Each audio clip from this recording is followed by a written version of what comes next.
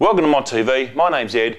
It's been a few weeks since we last caught up and there's been a lot happened down at the club. So let's have a quick look at the results since the last episode.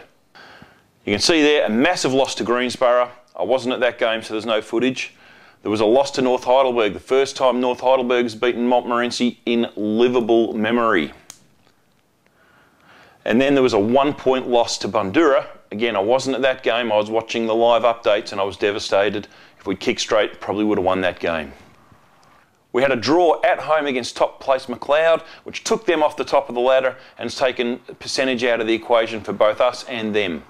Then we followed up that draw with a win at Eltham, which was never going to be an easy game. During this period, both the reserves and 19s have been doing well. 19s in particular are doing fantastic. Let's have a quick look at their ladder. And good on the boys, they're almost certain to play finals. The reserves have been having mixed results in the last few weeks. Let's have a quick look at their ladder.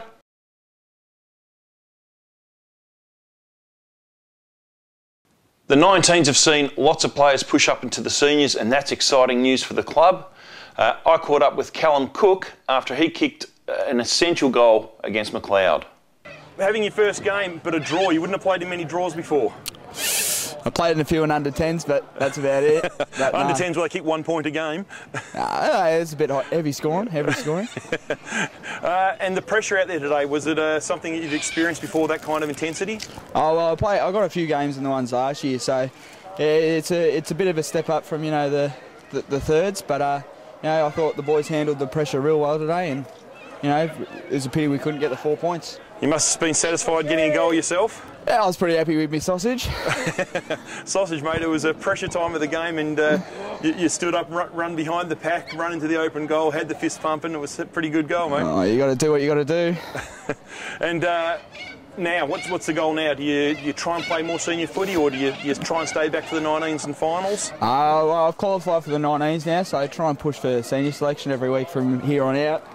Help the boys. We're in a bit of a slump of form at the moment, so I'd like to be a part of, starting to win a few games on the trot. The momentum's there, so there's no reason why we can't. Overall, the group at the 19s is doing well. Their coach, Mark Spinozo, had a few words to me. Talking to a winning coach this week, under 19s. Mate, how's it feeling? You're having a good season? Pretty good where we're at the moment. We're 8-2. Today we started first game of the back nine. Spoke to the boys that we take today as round one, and we need to step up. But look, I'm very, very happy at the moment where the boys are at. And standouts this year for you so far? Well, I think it's been look, amazing effort from the boys. Has been we've got 50 players on the list, and we've been making multiple changes each week. And the blokes that come in, they just step up into the breach. And it's not from a lack of effort, so I'm really pleased with the boys that come in.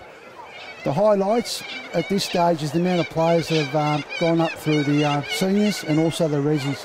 So the future for the club is really good.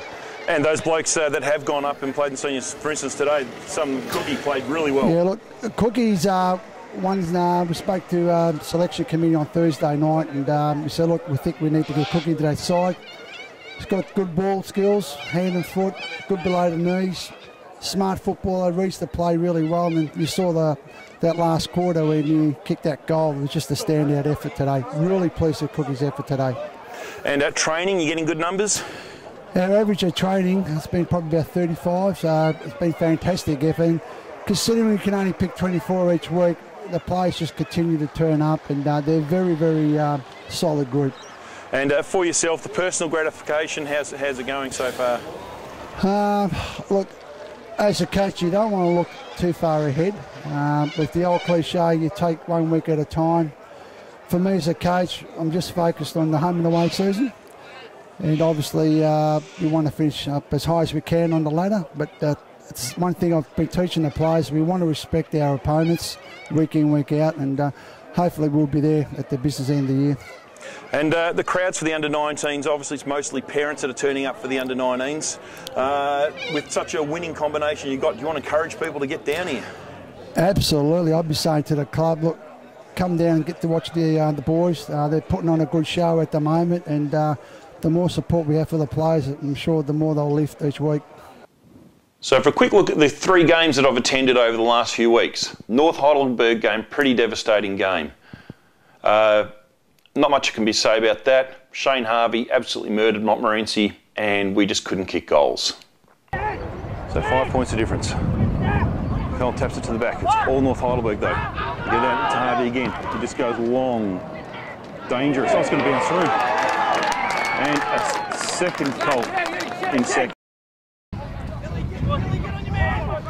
Short throw by the umpire.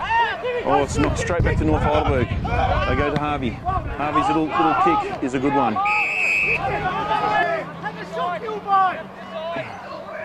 So Harvey just getting rid of Bomber there and gets it back. And oh, look at that. Uncontested. Come on. Kept yourself from panicking. Now Montmorency. Oh no! You can't afford to give North a goal here. Oh, they're just Harvey. Oh dear! Quick reply.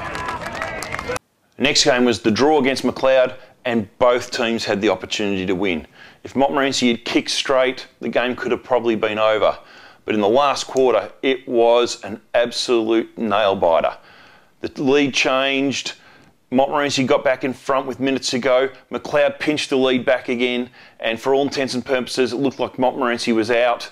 And then Fennell had a shot which just bounced wide, levelled the scores, and that was it. The siren blew.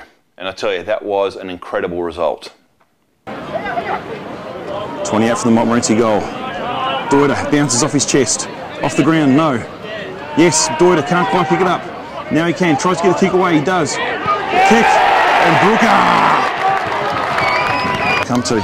McLeod have it. They're smothered. They've still got. They're running into an open goal. He's caught. He gets the kick away. McLeod are back in front. McLeod. Oh, in the back. No. McLeod still have it. Running into an open goal. Shouldn't. Oh! Ball comes down. Who's there?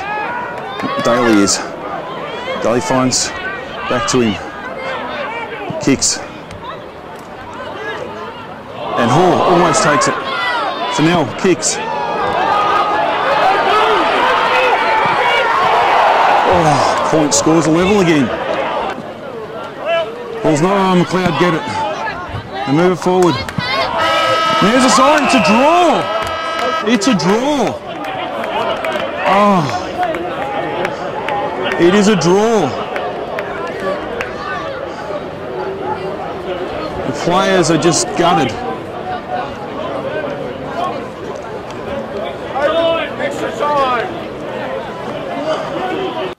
Last week's game against Eltham was a bruising encounter. 25 goals scored in the first half of football. That's right, 25. In the third quarter, a sum total of 3. Just shows you how much the game changed after half time. Eltham wasted opportunities in that third quarter. They missed shots that they'd previously been getting, and that kept the scoreboard pressure off Montmorency. Came the last quarter, and Montmorency just dominated. Eltham hit back, don't get me wrong, they did hit the lead in that quarter, but Montmorency held on and accelerated, got the lead out there to 23 points, and obviously end up winning by 27, and it was a fantastic effort all round. Deuter back in good touch with the boot, as was Rowan Hoare. Both of them kicked 5 goals each. Players like Lockie O'Brien, Callum Cook stood up to the ground. Cod Miller, how good is this kid? He can just run and run and run. Joel McClellan in the ruck, he was a dominant force all day. Unfortunately, Monty lost Stevie Mack after half-time due to hamstring, but hopefully it's not serious there. But other than that, clean bill of health for the club, and we'll be looking to host Greensboro this week. I caught up with Ben Haynes after the game, and of course, it was his birthday, so the man, you couldn't get the grin off his face. Right. First of all, mate, happy birthday. You've got to be happy about that. Best present today. Yeah, really happy. We've been unlucky the last couple of weeks, and to get the result today is a good reward for the players. They've really worked hard, and they deserve the win. You said inside the rooms after the game that you had everyone contributing. Found it hard to find a bad play today. And that's certainly been the case the last couple of weeks. You know, our form the last 3 weeks, you know, you take into account the Bundoora game last week and even today, our spread and our contributions, you know, has been much better, and that's certainly the difference. We're not reliant on Jesse or Stevie Mack. It's Jacob Smith. It's these other guys that are coming in and performing a role and doing it well.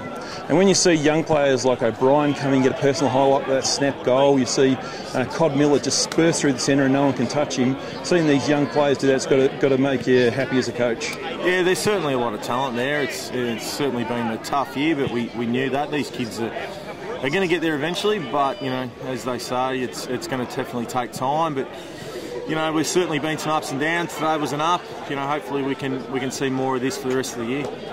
Well, mate, best of luck on your birthday. Don't drink too much, and mate, I hope you celebrate the win. Thanks, Big Fella. So the crazy results this year, mathematically, Montmorency's still an opportunity to make the 5. Realistically, not going to be the doomsayer, but mathematically, we can still make it. A win against Greensborough will go a long way to proving the mathematics right.